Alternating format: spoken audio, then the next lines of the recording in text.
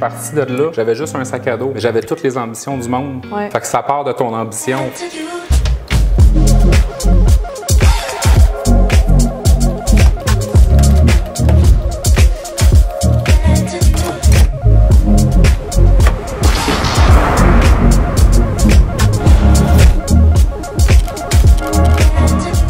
Hey, je m'en vais poser le vendu sur une des maisons qu'on on vient de finaliser la vente. Puis je suis super fière de cette maison-là. C'est une des seules maisons qui s'est vendue au-dessus de 1 million de dollars à l'Assomption. Fait que c'est fait. Cette pancarte-là est différente. Elle est noire et pas bleue comme d'habitude parce que c'est une maison de prestige, bien entendu, qui est en arrière de moi. Puis on a un programme pour les maisons de prestige juste pour que justement ça ait l'air plus luxueux. On s'entend que regardez-moi la beauté. Je m'en vais chez nous. Je voulais juste vous montrer ça parce que bon, elle est belle en tabarouette la maison. Je suis fière de cette vente-là. Let's go, on s'en va à la maison. Fait qu'aujourd'hui, je suis vraiment pas mon horaire habituel. Il est 4 heures, puis je suis déjà à la maison. Eric est déjà à la maison aussi. Il est jamais là à cette heure-là. Parce qu'on a prévu de tourner un vlog sur lui. Eric, qui est mon chum, il a vraiment un parcours unique. Il est travaillant. Là, en ce moment, il y a beaucoup d'immobilier, puis je trouve que ça vaut vraiment la peine de parler de lui, puis de mettre un petit peu l'emphase sur ce que lui fait. Vous allez trouver ça super intéressant. Je suis arrivée! Je suis là. Hello! Hello! Fait qu'on fait un vlog sur toi aujourd'hui. Oui. Martine et Charles m'ont convaincu de compter mon histoire, et ça a l'air qu'on est rendu là. Ça fait longtemps que j'essaie de le convaincre, qu'il a finalement dit oui. Là, fait que...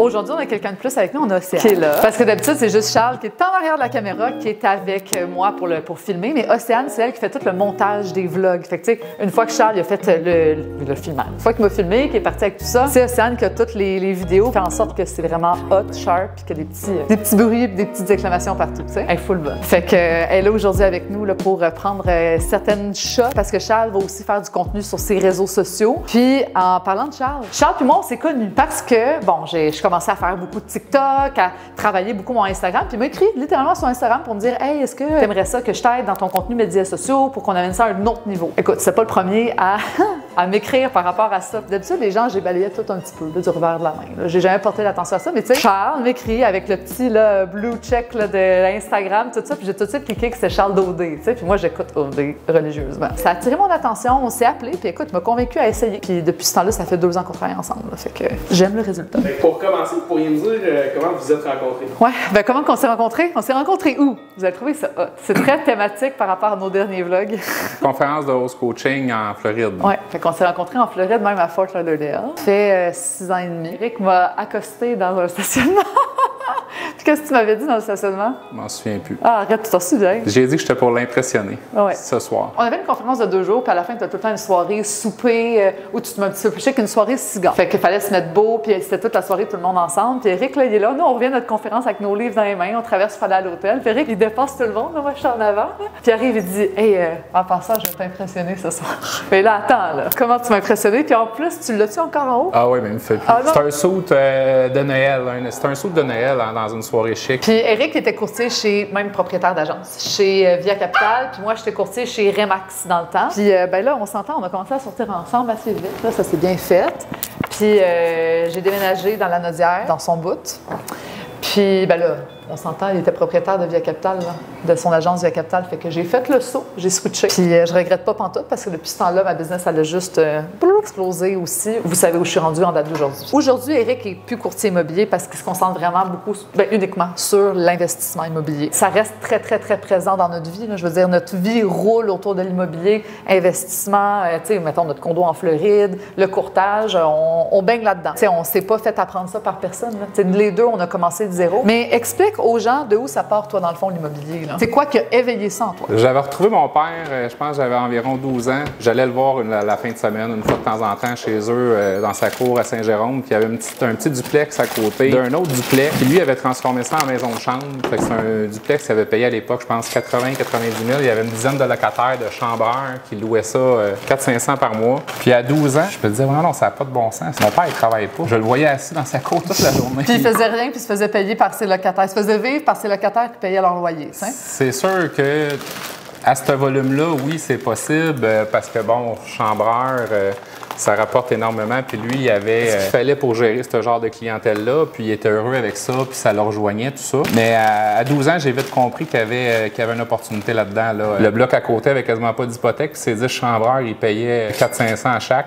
Fait que c'est là que j'ai compris. Fait que tu sais, t'as dit que tu es allé voir ton père. Tu sais, si tu allé le voir, c'est parce que tu ne vivais pas avec, dans le fond. Non, exact. À ce moment-là, j'étais en famille d'accueil. Quand j'étais jeune, ma mère a fait quand même une grosse dépression quand j'avais environ 12 ans. Puis on en revenait de son ex-relation avec qui était, je pense que j'avais 5 ans, là, quand elle a rencontré cet homme-là qui était assez violent. Ouais. Jusqu'à 12 ans. Puis à 12 ans, pour elle, c'était trop de s'occuper de 3 enfants. Fait qu'elle a comme lâché prise. La DPJ est venue placer mes 2 frères, ma soeur. Puis moi, j'étais allé mon parrain et puis ma marraine. Oui, exact. Je pense que mon père était venu me chercher comme 2-3 fois là-dedans. Quand il venait me chercher dans ces années-là, il me gâtait comme ça n'avait pas de bon sens. Puis je pense que c'est là que j'ai développé mon sens des affaires parce qu'il m'avait acheté tellement de jouets. Puis un de mes amis l'avait brisé, un jouet. Ah ouais. Je pense que j'avais 8 ans ou 10 ans. Puis j'avais été collecter sa mère pour le jouet. Pour vrai? Oui. Dans ce temps-là, on jouait aux billes quand on était jeunes. Après ça, je vendais mes billes. Fait qu'avec l'argent des billes puis l'argent collecté, j'avais pu acheter ma première belle paire de souliers. Ça part de là. Après ça, à 12 ans, quand elle l'a finalement quitté, on est allé habiter dans les HLM à Sainte-Thérèse, à rue Bélanger. Ma mère, elle nous habillait dans les sols d'église, des places d'entraide puis tout ça. Ouais. J'avais vu qu'il donnait presque les paires de patins au Centraide. À chaque 3-4 jours, j'allais au Centraide, j'achetais des paires de patins pour quasiment rien. Puis après ça, j'emmenais ça dans mon sac à dos, je roulais en vélo jusqu'à Rosemère, au Sport Opus, puis je les revendais plus cher. Puis là, dans ce temps-là, écoute, j'avais monté un compte de banque quand même intéressant. Puis évidemment, on avait la DPJ à la maison, ils comprenaient pas comment je pouvais faire de l'argent, puis tout ça. Puis ils se demandaient si tu faisais pas des affaires croches. Ils se demandaient si je faisais pas des affaires croches. Là, la travailleuse sociale nous a rencontrés, elle a dit non, un jeune de ton âge, c'est pas ça que ça fait, ça vend des journaux ou ça vend du chocolat. Je l'ai écouté, fait que j'ai appelé un gars, parce que moi, je suis pas quelqu'un qui va aller passer le journaux, je suis plus vendeur à la base, fait que j'ai appelé quelqu'un pour vendre du chocolat. Puis là, c'est là que j'ai eu une méchante bonne idée quand le gars il est arrivé, je m'en souviens encore comme si c'était hier, je te le dis, je pense que j'avais 13 ans. Là. Il est arrivé, c'était un soir, il me roule son coffre en arrière, puis il m'a emmené 2 sacs de chocolat. Moi, je catch une affaire, je me dis attends une minute, parce que lui, il me vendait 2 piastres pour que moi, j'y vende 3.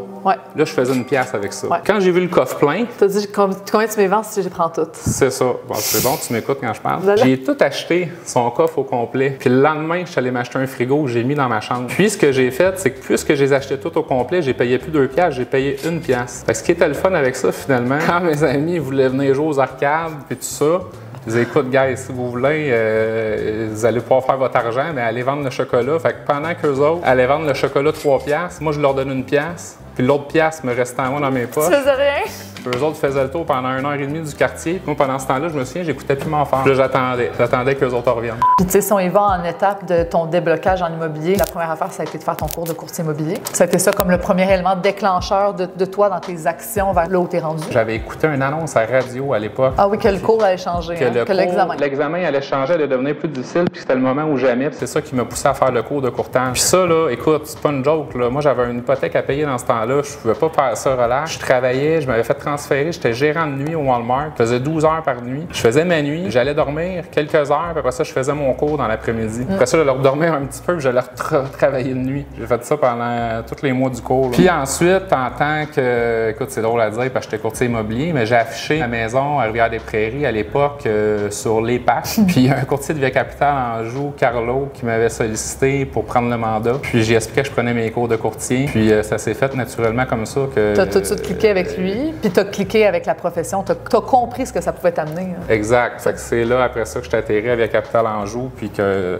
finalement, j'ai fait ma carrière de courtier chez Via Capitale. Là. Puis tu sais, pour survoler ta carrière de courtier immobilier, parce que je pense que l'emphase, c'est pas d'aller là-dessus, mais tu t'es rendu à être le courtier numéro 1 chez Via Capitale. Oui, bien dans les 5 dernières années, j'étais toujours dans les 5 premiers au réseau. Je pense que j'ai fini une année premier. Puis là, aujourd'hui, qu'est-ce que tu fais? Je pense que en 2018, j'ai pris la décision que je faisais le switch de courtage à investissement immobilier. J'étais un peu tanné, je sentais que j'arrivais chez les clients puis je pesais sur play puis je m'écoutais plus parler. Je sentais que j'avais fait le tour des défis que je pouvais accomplir par rapport à la profession. Par rapport à la profession, par rapport à moi-même, en fait. Préparer mon plan pendant 2 ans pour switcher dans l'investissement immobilier. Tu as des investissements immobiliers un peu hors de l'ordinaire. On va le dire, c'est très, très, très niché. Là, puis les gens ne connaissent pas ça beaucoup. C'est quoi que tu fais? Dis-le. Je suis dans les parcs de maisons mobiles. Multidomaine, investissement avec la Chapelle, c'est nous qui avons le plus de parcs de maisons mobiles au Québec. On en a 25. Fait que j'ai les 8 premiers toutes seules. mobile. Les 17 autres, je suis partner 50-50 avec un de mes amis, Francis. Oui. Puis ça, 25 parcs de maison mobile, ça représente combien de locataires de terrain, dans le fond?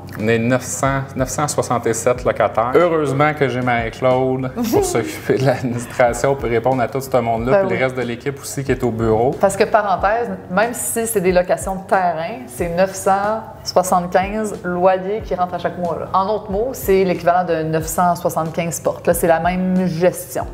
Ouais. Mais c'est des défis différents. Il y a certains avantages. C'est les raisons pour lesquelles tu t'es lancé là-dedans. C'est quoi les avantages? En gros, moi, j'avais acheté le premier parc de maison mobile en 2018 à Sorel. Quand j'ai acheté ça, je voyais que tout balançait, tout était bon au niveau des chiffres.